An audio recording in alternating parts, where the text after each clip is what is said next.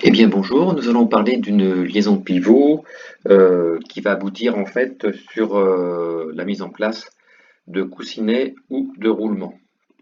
Voilà. Alors quand on a voulu déplacer des objets lourds, hein, on les tirait forcément. Alors on améliorait le glissement entre les deux par des rails. On a ajouté ensuite de l'huile, ce qui améliore le déplacement. Après, on peut y mettre autrement des rondins en bois. Alors là, on a découvert en fait le principe d'une liaison pivot. On a diminué aussi les frottements en changeant les matériaux en contact. Et puis donc le fameux graissage hein, qui diminue également les frottements. Alors, la découverte du roulement, comment ça s'est passé? Eh bien, en déplaçant la pierre, elle frotte sur une planche avec une perte d'énergie importante. Avec des rondins, il y a plus de frottement, ça roule. Frottement à gauche, roulement à droite. Mais alors, où sont les pertes s'il n'y a plus de frottement? Eh bien, si on prend un sol parfaitement lisse, des rondins parfaitement ronds, une pierre parfaitement lisse, des matériaux indéformables, alors on a zéro perte d'énergie, en théorie.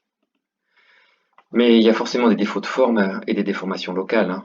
Voilà, ici, enfin, on a exagéré là, hein, mais que ce soit au niveau du rondin, du sol ou de la pierre, on peut avoir des défauts. Et donc ça va être plus difficile de faire un roulement parfait, et on aura donc des résistances au roulement. Mais ce qu'il faut retenir en tout cas, c'est que la perte par frottement est largement supérieure à la résistance au roulement. Ça, c'est important. Alors pour une liaison pivot, il nous faut un axe, il nous faut une roue par exemple.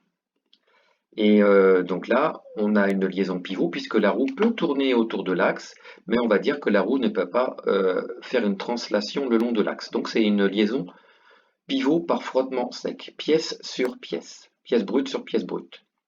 Alors on peut améliorer cette liaison en changeant la nature des matériaux en contact, c'est-à-dire que là je rajoute une bague en bronze ou en téflon entre mon axe et ma roue. Et donc là, on a une liaison pivot en fait avec un coussinet.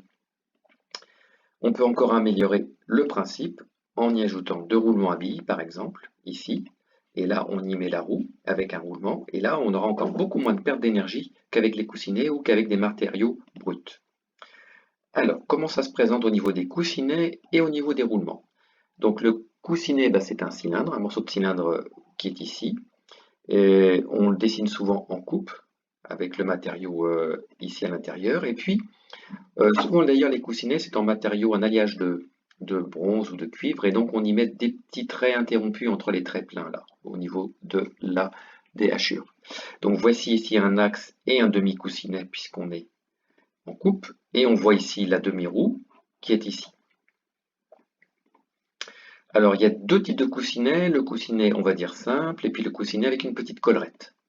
Donc, voici en haut un montage avec des coussinets simples. On a l'axe qui est pris par des coussinets à gain simples en haut, enfin à droite et à gauche. Et puis là, on a toujours cet axe qui est pris avec des coussinets à collerette. Et on voit que là, on limite encore un peu le frottement entre la pièce ici et l'axe ici par cet petit épaulement qui appuie sur le coussinet ou sur la collerette du coussinet. Alors les cotes importantes dans ces cas-là, c'est quoi? Bah, ça, c'est ce qu'on appelle la longueur de guidage, c'est-à-dire que l'axe il est guidé de ce point-là jusqu'à ce point-là. D'ailleurs, dans les deux solutions haut et bas, la longueur de guidage, la voilà. Ensuite, ce qui est important à prendre en compte c'est le diamètre intérieur du coussinet et le diamètre extérieur, dans les deux cas. D'accord? Ça, c'est les trois cotes importantes qui permettent de définir la liaison pivot, puisque là, on a une liaison pivot entre l'arbre et cette pièce-là, et là, on a une liaison pivot entre l'arbre et ces pièces-là aussi. Alors, au niveau du roulement à billes, un roulement est composé de trois éléments principaux, la bague intérieure, la bague extérieure et les billes à l'intérieur. D'accord? Alors, on a une représentation simplifiée avec des croix à la place des billes. Là, je vois un axe que je mets à l'intérieur des roulements. Là, je vois la roue, par exemple, à l'extérieur des roulements. Et les codes importantes pour cette liaison, bah, c'est pareil, c'est la longueur de guidage, mais ce coup-ci, la longueur de guidage, c'est le centre de chaque bille qui fait le début et le fin de la longueur de guidage. Et puis, le diamètre de l'axe ici, ou le diamètre de la bague intérieure, et on peut dire aussi normalement le diamètre de la bague extérieure qu'on n'a pas pris en compte ici. Voilà. Donc si on veut tout retenir rapidement, la perte par frottement, elle est bien supérieure à la résistance au roulement. Et puis, on a des montages avec des coussinets et des montages sur roulement. Bien. Donc cette vidéo, en fait, va être suivie d'un petit questionnaire. Donc vous allez pouvoir mettre votre nom, votre prénom et votre classe en majuscule en bas de la feuille. Et puis noter également le nom de la vidéo. Elle s'appelle S121 vidéo lecture roulement partie 2.